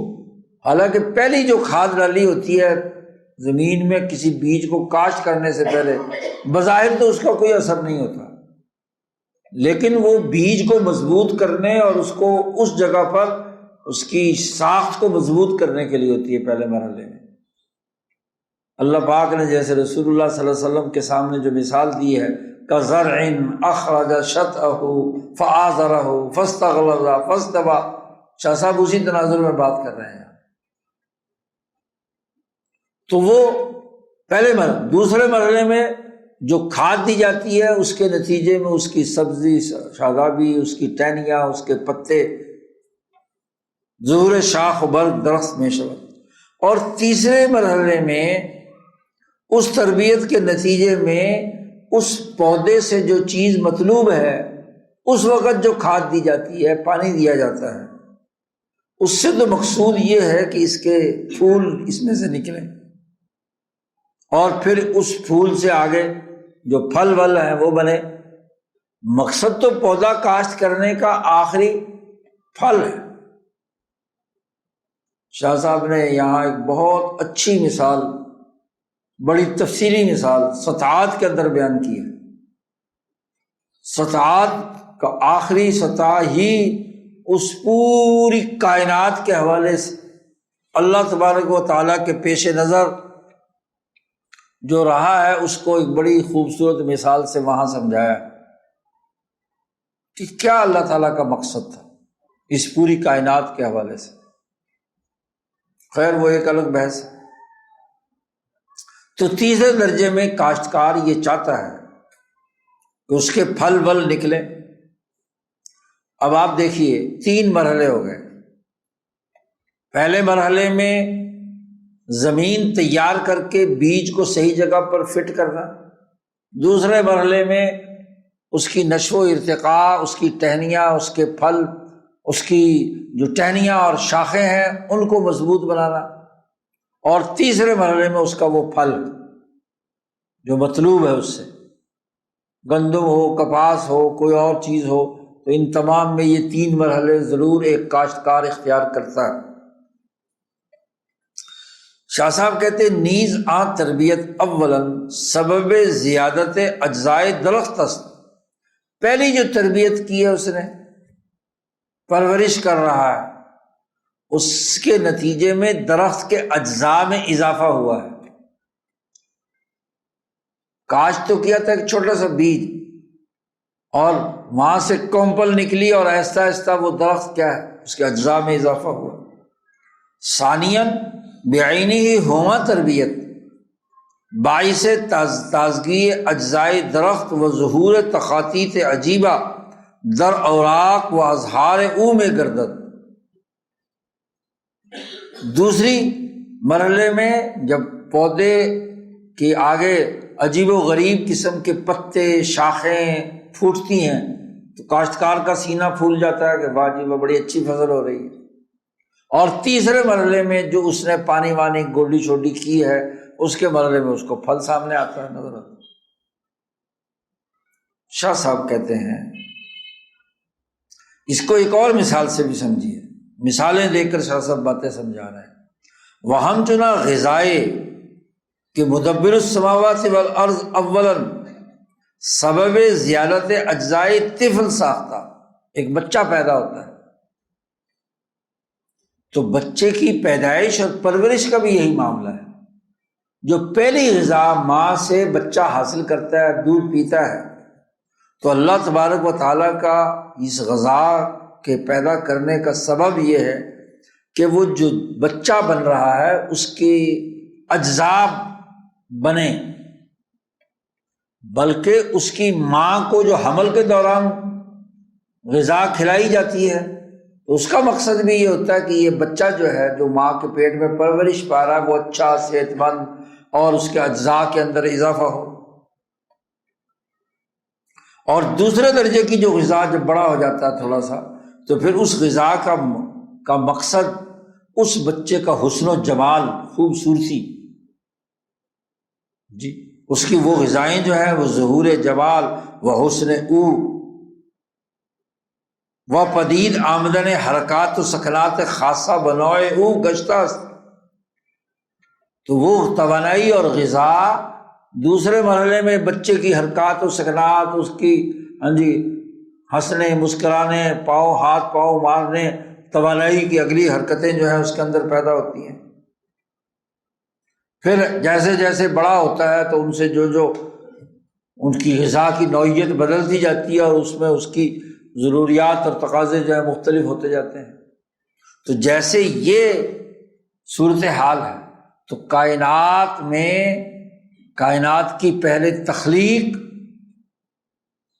کہ ہر چیز ایک خاص دائرے کے اندر بن رہی ہے، ایک تقدیر ہے اور ایک تشریح ہے۔ تو شاہ صاحب کہتے ہیں معلوم ہوا پس تشریح تتمہ تقدیر است و تکلیف شرع تتمہ تکوین نو است، کہ جو شرعی احکامات ہیں وہ تقدیر کی تکمیل کر رہے ہیں، اور جو شریعت کا پابند بنایا گیا ہے وہ اس نوع انسانی کی تکوین کی تکمیل ہے، اس کی تتمیم کر رہے ہیں کہ نوع انسانی کو پیدا کیا اللہ نے، اس کی تکمیل تب ہوگی کہ جب وہ اس شریعت کا پابند ہو۔ تو تشریع یا تکلیف شرع یہ تتمہ تکوین نو است۔ یہاں تو شاہ صاحب نے، چونکہ اصل بحث اور ہے، یہ شاہ صاحب نے بڑی تفصیلی گفتگو حجت اللہ البالغہ میں کی ہے کہ تشریع تقدیر کا تتمہ ہے۔ اس کو بڑی تفصیل سے شاہ صاحب نے نباتات اور پھر حیوانات، پھر انسان، ان انواع کی تفصیلات بیان کی ہیں کہ کیا کیا نوع کی تقدیر۔ مثلاً شیر پیدا کیا تو شیر کی تقدیر یہ ہے کہ وہ گوشت کھائے گا، پٹھے کھائے گا تو بیمار ہو جائے گا، اور جو پٹھے کھانے والے جانور ہیں ان کو گوشت کھلا دو تو وہ بیمار ہو جائیں گے۔ ان کی تقدیر یہ ہے کہ وہ بغیر سبزہ کھائے ہوئے صحت مند نہیں رہ سکتے۔ ان کی تکمیل، اس نوع کی تکمیل یہ ہے۔ بلی کو ہمیشہ چھیچڑوں کے خواب آئیں گے، وہ اس کی غذا ہے، تو یہ اس کی تقدیر ہے۔ انسان کی نوع کی ایک تقدیر ہے کہ جتنی بھی غذائیں ہیں وہ کھا سکتا ہے، حرکت کر سکتا ہے، ادھر ادھر جا سکتا ہے، محنت مشقت کر سکتا ہے، وغیرہ وغیرہ۔ تو ایک تقدیر ہے۔ کوئی بھی انسان اپنے ماں باپ کے علاوہ کسی اور کے گھر میں پیدا نہیں ہو سکتا، یہ اس کی تقدیر ہے۔ جو اس کی ماں ہے وہ ماں ہے، جو اس کا باپ ہے وہ باپ ہے، اس میں اس کا اپنا کوئی کسب، عمل، دخل نہیں ہے، یہ اس کی تقدیر ہے۔ اس کے 2 آنکھیں ہیں، 2 کان ہیں، 1 ناک ہے، یہ اس کی تقدیر ہے، یہ تقدیر ہے۔ تقدیر نہ ہو تو پھر تو کچھ کوئی دنیا کا ضابطہ قانون نہ رہے گا۔ آکسیجن کی تقدیر ہے کہ وہ اپنا جو کام کرتا ہے وہی کرے گا، وہ ہائیڈروجن والا کام نہیں کرے گا۔ یورینیم نے جو کام کرنا ہے وہ وہی کرنا ہے، یہ اس کی تقدیر ہے۔ کسی شے کے خواص، آثار اور نتائج کو متعین کر دینا یہ تقدیر ہے۔ تو اللہ نے پہلے ایک تقدیر بنائی ہے، اور تشریع یہ ہے کہ وہ انسان اپنی تکمیل کے لیے اختیار رکھتا ہے کہ نماز پڑھے یا نہ پڑھے۔ نماز کوئی اس کی تقدیر میں نہیں لکھ دی گئی، پڑھے گا تو تکمیل ہوگی، نہیں پڑھے گا تو تذلیل ہوگی، یہ کسب ہے۔ تو یہ تشریع اس کی تقدیر کی تکمیل ہے، تتمہ تقدیر است۔ تو یہ تفصیلی گفتگو شاہ صاحب نے وہاں کی ہے، یہاں یہ اختصار کے ساتھ بات کر کے اگلی بات کرنا چاہتے ہیں۔ شاہ صاحب کہتے ہیں کہ چوں ای نکتہ بخاطر نشست، یہ نکتہ اگر تمہارے خیال شریف میں بیٹھ گیا ہے، تمہارے دماغ میں سمجھ آ گیا ہے تمہیں، تو باصل غرض پروازیم، تو اصل غرض کی طرف ہم آگے بڑھتے ہیں۔ حق جل و علا در کتاب عظیم میں فرمائے، اب اصل بات جو واضح کرنا چاہتے ہیں کہ اللہ پاک نے ارشاد فرمایا ہے کہ هو الذی ارسل رسولہ بالہدی ودین الحق لیظہرہ علی الدین کلہ ولو کرہ المشرکون۔ رسول صلی اللہ علیہ وسلم کو دنیا میں بھیجنے کی غرض، مقصد، سبب یہ ہے کہ آپ کے دین حق کو پوری دنیا میں غالب ہونا چاہیے۔ اب اس غرض کو سمجھنے کے راستے میں وہ قول اشعری رکاوٹ نہ بنے تمہارا، کیونکہ اس غرض کی جو نتائج ہے کہ جی رسولوں کے بھیجنے کی کوئی غرض نہیں ہے، تو وہ بات غلط ہے، وہ شاہ صاحب نے اس نقطے میں واضح کر دی۔ اور یہ بات بھی واضح کر دی کہ نوع انسانیت کی تکمیل تب ہوگی جب نوع انسانیت میں ایک رسول صلی اللہ علیہ وسلم کے ذریعے سے دین حق غالب ہو جائے۔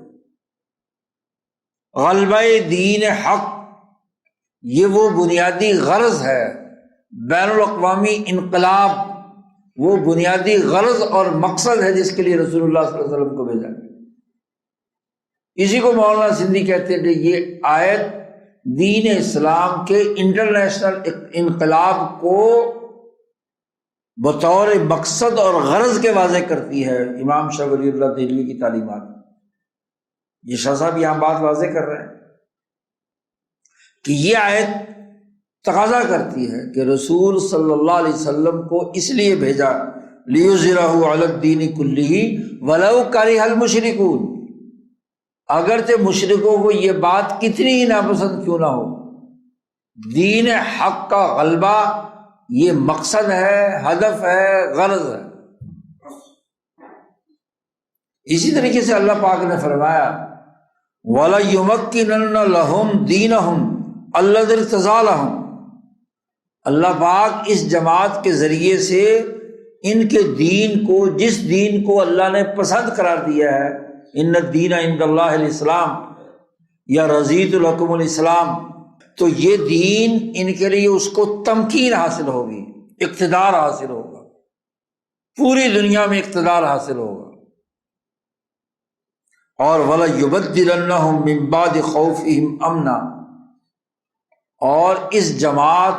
جو خوف زدہ حالت میں ہے اس کو یہ امن کے اندر تبدیل کر دیا جائے گا، یہ جماعت تبدیل کر دے، یہ مقصد اور غرض ہے۔ صحابہ کی جماعت کے بنانے کا مقصد تمکین فی الارض ہے اور خوف کی حالت سے نکل کر امن کی حالت میں آنا ہے۔ شاہ صاحب پیچھے بحثوں میں فصلوں میں بیان کر چکے ہیں کہ وَلَا يُبَدِّلَنَّهُم مِّن بَعْدِ خَوْفِهِمْ أَمْنًا، مدینہ منورہ میں بھی غزوہ احزاب کے موقع تک تمام انصار و مہاجرین اس خوف میں مبتلا رہتے تھے کہ چاروں طرف سے دشمن اتحادی قوتیں آ کر مدینے پر حملہ آور ہو کر ہمیں نقصان پہنچائیں، ہر وقت خوف کی حالت رہتی تھی مدینے میں۔ تو صحابہ نے حضور صلی اللہ علیہ وسلم سے پوچھا یا رسول اللہ یہ خوف کب ختم ہوگا؟ ایسی آزمائش 13 سال مکی دور میں تو خوف زدہ تھے ہی، مدینہ کے بھی پہلے 5 سال جو ہے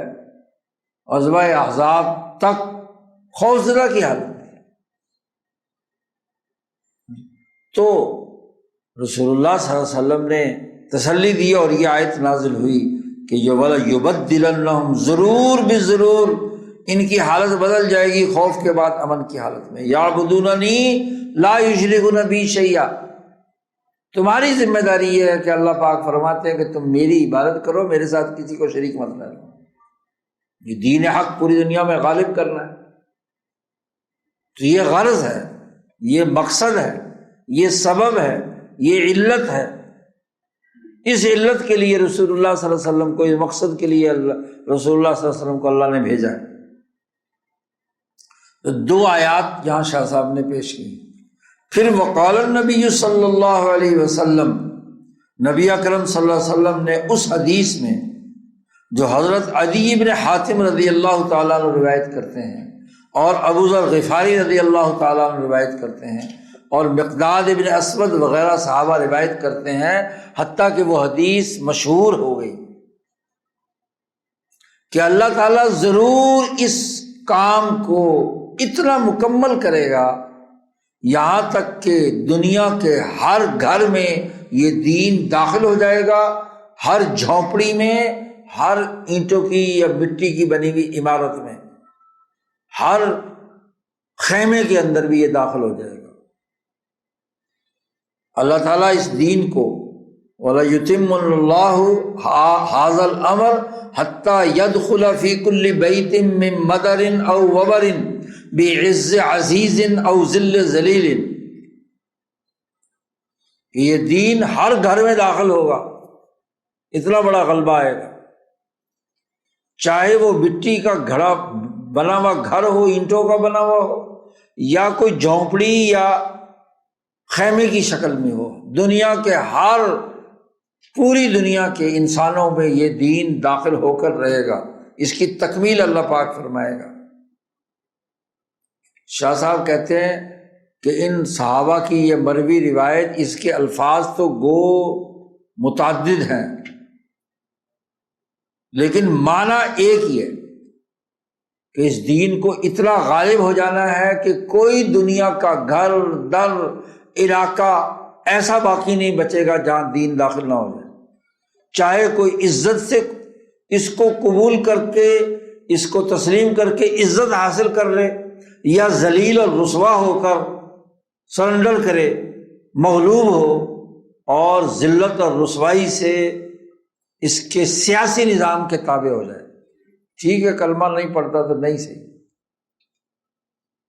لیکن اس غلبے کے تابع ہو کر رہے گا۔ تو شاہ صاحب فرماتے ہیں جب یہ غرض ہے، یہ مقصد ہے، یہ ہدف ہے، اظہار دین،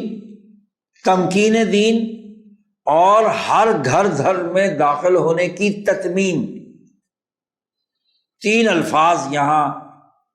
ان آیات اور احادیث میں واضح کیے گئے ہیں۔ شاہ صاحب کہتے ہیں دین حق ہما است، اب دین حق جس کو دنیا میں غالب کرنا ہے وہ ہے کہ ممکن شد، اس کو تمکین حاصل ہو، وہ جگہ پکڑ لے، اس کی حکمرانی قائم ہو۔ وہما است کہ تمام شد، وہ دین حق ہے جو پوری دنیا کے اندر تمام لوگوں کے گھروں میں داخل ہو کر اس کی تتمیم ہو جائے۔ وہما است کہ شرقاً و غرباً در بیوت وبر و مدر درآمد، دین حق وہ ہے جو مشرق مغرب شمال جنوب ہر گھر در کے اندر داخل ہو جائے، وہ دین حق ہے۔ اور اس بارے میں کوئی شک نہیں، شاہ صاحب کہتے ہیں شک نیست کہ صدیق اکبر و فاروق اعظم و ذی النورین، تین خلفاء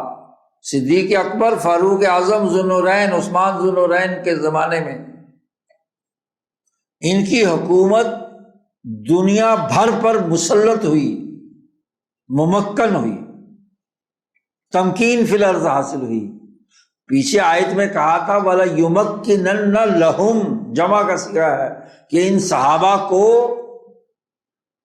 تمکین فی الارض حاصل ہوگی، اور تینوں خلفاء کو اپنی بادشاہت اور حکمرانی اور اپنی خلافت میں پوری دنیا پر تسلط حاصل ہو گیا تھا۔ حکمران تو وہ ہوتا ہے جسے تسلط حاصل ہو۔ مسلط شدن بر روئے ارض و روم و فارس را فتح کردن، روم اور فارس جو دو بڑی طاقتیں کرۂ ارض پر تھیں، ان تمام کو فتح کر کے گویا کہ پوری مشرق مغرب پوری زمین پر ان کا قبضہ ہو گیا، کسی اور حکومت باقی ہی نہیں رہی۔ یہ اظہار غلبہ دین ہے، یہ تمکین فی الارض ہے۔ اس میں کوئی آدمی شک نہیں کرتا کہ ان تینوں خلفاء کو ایسا اقتدار حاصل نہیں تھا کہ پوری دنیا ان کی حکمرانی میں نہ ہو۔ پھر اسی کے ساتھ ساتھ قرآن نہ جمع نمودن، قرآن حکیم کو ان تینوں حضرات کے زمانے میں جمع ہوا۔ ہما قرآن کے در تمام عالم شائع شدہ است، اور وہ یعنی پہلے تو سیاست کا ان تینوں حضرات کا غلبہ، اور اب شریعت یعنی قرآن، اس کو جمع کرنا، منظم کرنا، ایک کتاب کی شکل میں نافذ کر کے سرکاری طور پر شریعت کا پورا غلبہ، وہ بھی ان کے زمانے میں ہوا۔ ہما قرآن در تمام عالم شائع شدہ، اور پھر اسی کے ساتھ ساتھ اس کے نتیجے میں جتنے مسائل اجماعیہ ہیں پورے آفاق میں پھیل گئے، عالم میں پھیل گئے۔ اخلاق، احکامات، تزکیہ سے متعلق جتنے بھی امور تھے اجماعی طور پر، وہ پوری دنیا میں ان تینوں حضرات کے ادوار میں کیا ہے، پھیل گئے۔ اس بات میں کوئی شک کی گنجائش نہیں ہے۔ اور یہاں تک کہ اکثر اہل اسلام بمذہب سنت مذہب شدہ ان، جتنے بھی مسلمانوں کی اکثریت ہے، وہ سب کے سب اہل سنت کے مذہب کے مطابق مذہب اختیار کر لیا،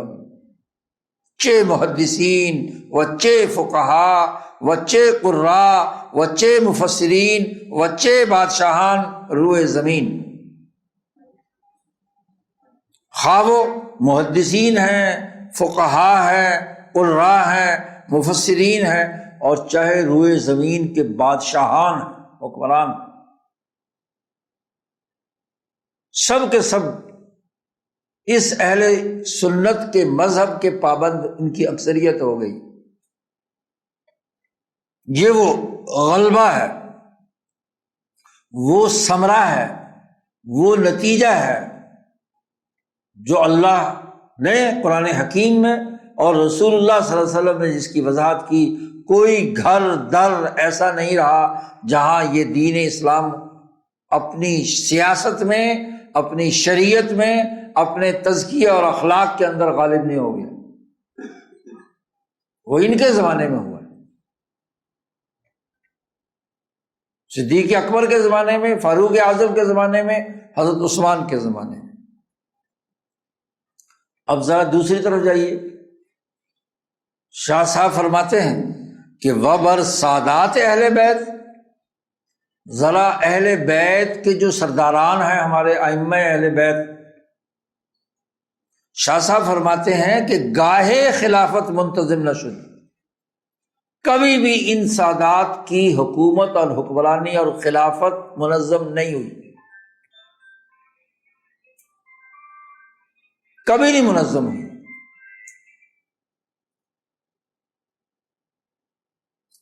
خلافت قائم نہیں ہوئی پوری 1400 سال کی۔ آج 1400 سال کی تاریخ دیکھ لیتے ہیں، پہلے شاہ صاحب کے زمانے میں 1100 سال کی تاریخ۔ شاہ صاحب کہتے ہیں گاہے خلافت منتظم نہ شد الا خلافت حضرت مرتضیٰ فقط، صرف 6 سالہ دور حضرت علی المرتضیٰ رضی اللہ تعالیٰ عنہ کا، عثمان ذو النورین کے بعد، کہ اس 6 سالہ دور کے علاوہ پوری دنیا میں سادات اہل بیت کی کبھی کوئی حکمرانی قائم نہیں۔ اور یہ بات بھی معلوم ہے کہ حضرت علی المرتضیٰ نے اپنے زمانہ خلافت میں خود کیا دیکھا اور کیا حاصل کیا، یہ سب کو پتہ ہے۔ اس 6 سالہ دور کی صورتحال کیا تھی، خود چہ دیدہ و چہ کشیدہ،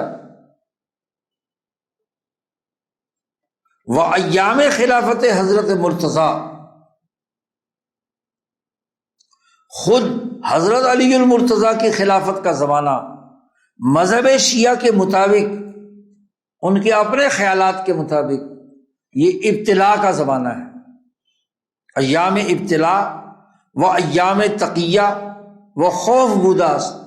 خود شیعہ حضرات کہتے ہیں کہ حضرت علی کا جو 6 سال کی دور خلافت ہے یہ آزمائش کا زمانہ تھا، تقیہ کرنے کا زمانہ تھا، وہ خود الزام لگاتے ہیں، اور خوف کا زمانہ تھا۔ قاتلین عثمان دندناتے پھرتے ہیں، ان سے بدلہ لینے کے حوالے سے کیا ہے؟ کوئی صورتحال نہیں ہے۔ قرآن تو کہتا ہے کہ لِيُمَكِّنَنَّ لَهُمْ دِينَهُمْ الَّذِي ارْتَضَىٰ لَهُمْ وَلَيُبَدِّلَنَّهُمْ مِن بَعْدِ خَوْفِهِمْ أَمْنًا، خوف کے بجائے امن ہوگا۔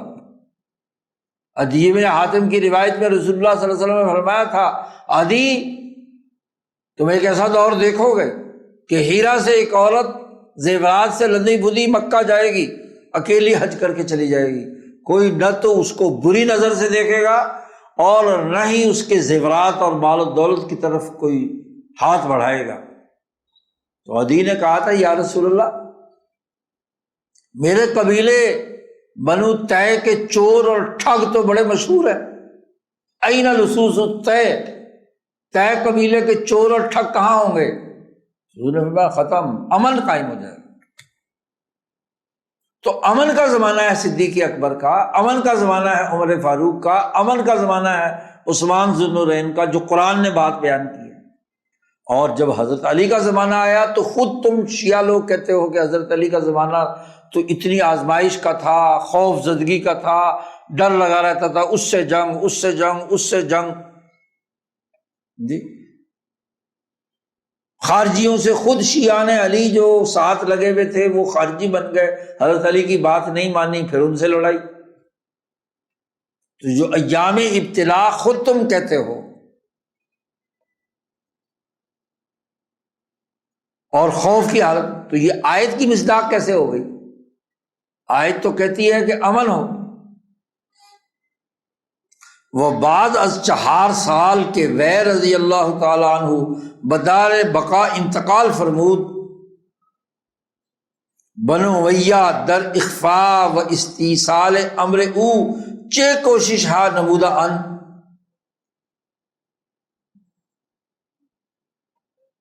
پھر اس پورے زمانے میں حضرت علی رضی اللہ تعالی عنہ کے دنیا سے جانے کے بعد اگلے مرحلوں میں، بلکہ 4 سال کے بعد 6 سال کا دور حکومت ہے، آخری 2 سال میں کتنی کوشش کی حضرت امیر معاویہ رضی اللہ تعالیٰ عنہ نے کہ حالت یہ ہو گئی کہ صرف کوفہ کا دائرہ ارد گرد کا اس میں رہ گئے سادات اہل بیت، باقی سارا علاقے جو ہے وہ کدھر چلے گئے؟ شام کے ساتھ داخل ہو گئے۔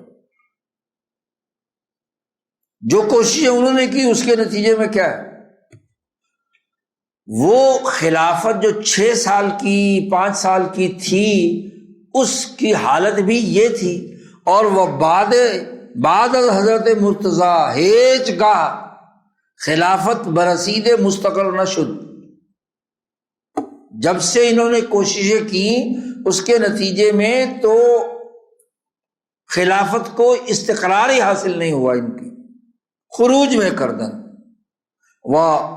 انہوں نے جب خروج کیا بنو امیہ کے خلاف، جب بھی خروج کیا تو تاریخ یہ بتلا رہی ہے کہ در اول جمع رجال و نصب قتال کشتہ مشرن الی ان آذنت الدنیا بصرمن۔ ہوتا یہ تھا کہ لوگ بڑے جمع ہوتے تھے کوفہ میں ان کی حمایت میں، سادات اہل بیت کی حمایت میں جمع ہوتے تھے، لیکن جیسے ہی کوئی سرکاری فوج آتی سارے تتر بتر کر کے اکیلے چھوڑ کر جا کر سرکاری فوج میں مل جاتے، یہ بیچارے شہید ہو جاتے تھے۔ تو ائمہ اہل بیت کی تو خلافت کبھی منظم ہی نہیں ہوئی۔ قائل بئی مذہب، اور یہ بات بھی طے شدہ ہے کہ جو اپنے آپ کو شیعان علی کہتے رہے، اس مذہب کو مانتے رہے، وہ ہمیشہ پوری تاریخ اٹھا کر دیکھ لیجیے، ہمیشہ مخذول و مطرود بودا کما ہوا مصرح فی کلامہ، خود اپنے ان کی گفتگو میں موجود ہے کہ ہمیں ہر دور میں تقیہ کرنا پڑتا ہے، وہ ہمیشہ شکست خوردہ رہے، پوری سوسائٹی سے کٹے رہے۔ قرآن تو کہتا ہے کہ تمکین فی الارض حاصل ہوگی ان کو،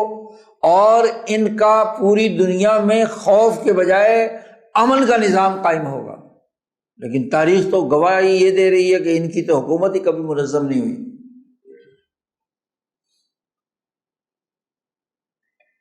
شاہ صاحب کہتے ہیں حالہ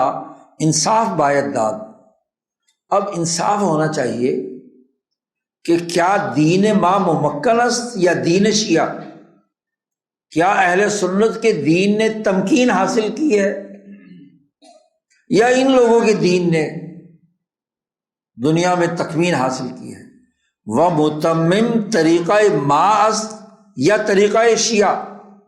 کیا اہل سنت کا طریقہ تتمیم اور تکمیل کرنے والا ہے جس کا اللہ نے ذکر کیا ہے، جو نبی اکرم صلی اللہ علیہ وسلم نے فرمایا، یا ان کا طریقہ؟ تو تاریخ تو ان کا ساتھ نہیں دیتی۔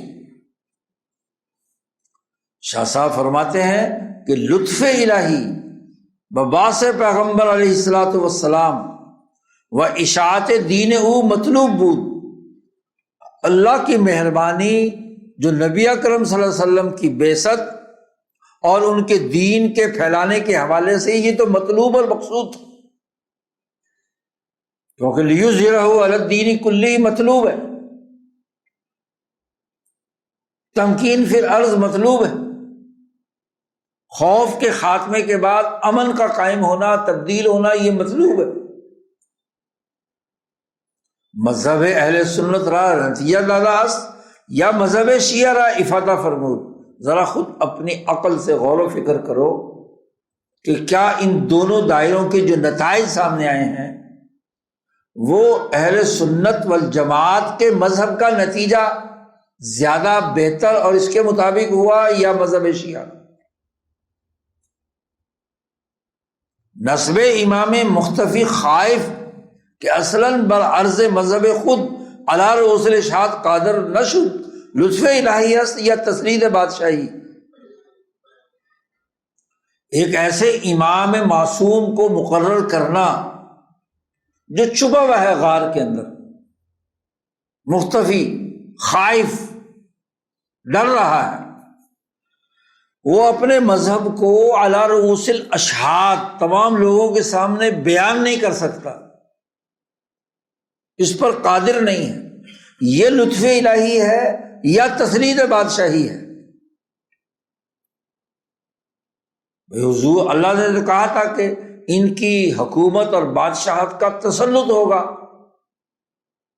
وَلَيُمَكِّنَ لَهُمْ دِينَ لَهُمْ وَلَرْضَ لَهُمْ، کہ مانند شمس فی رابعۃ النہار ظہور فرمائے،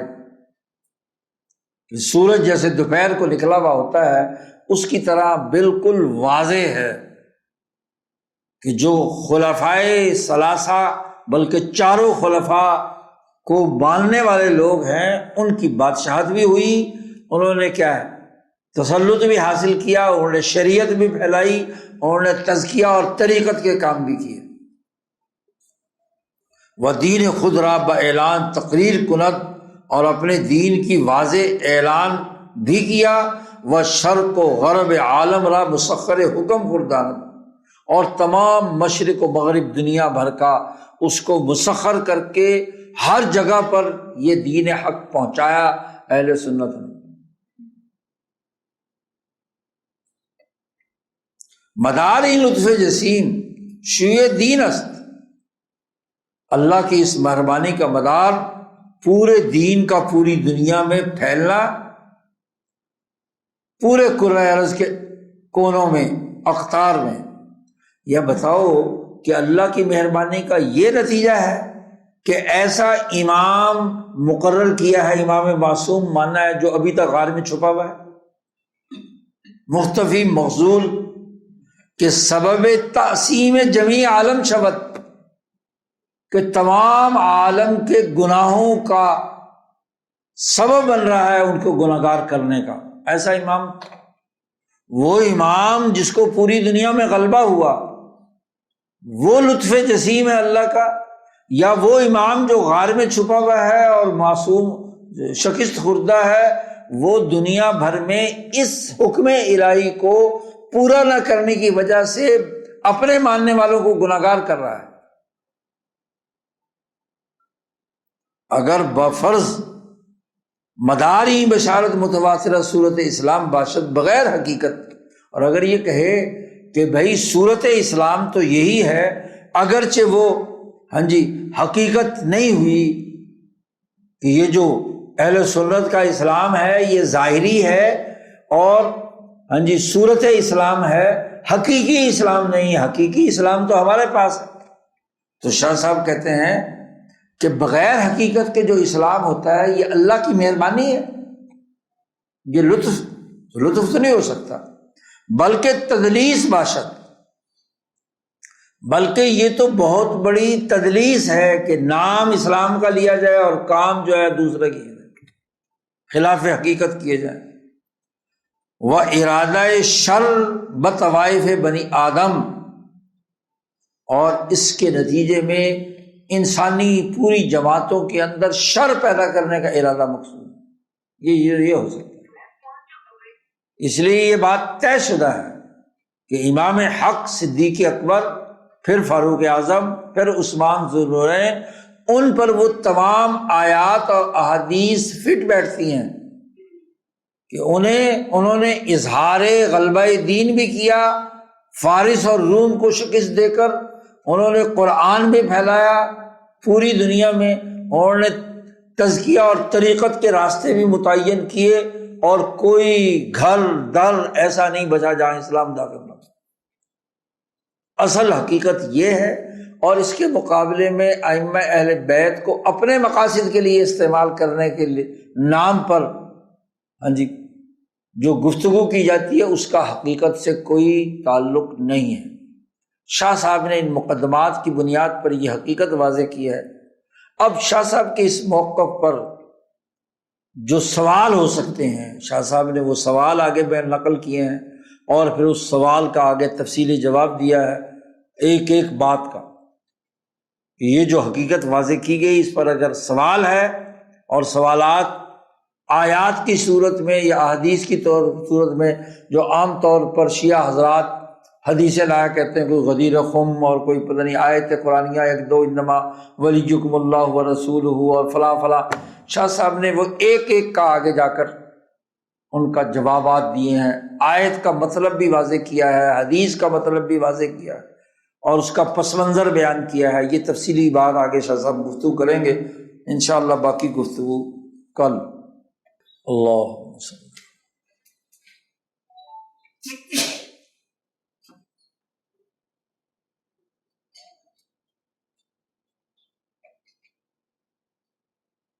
اجمعین۔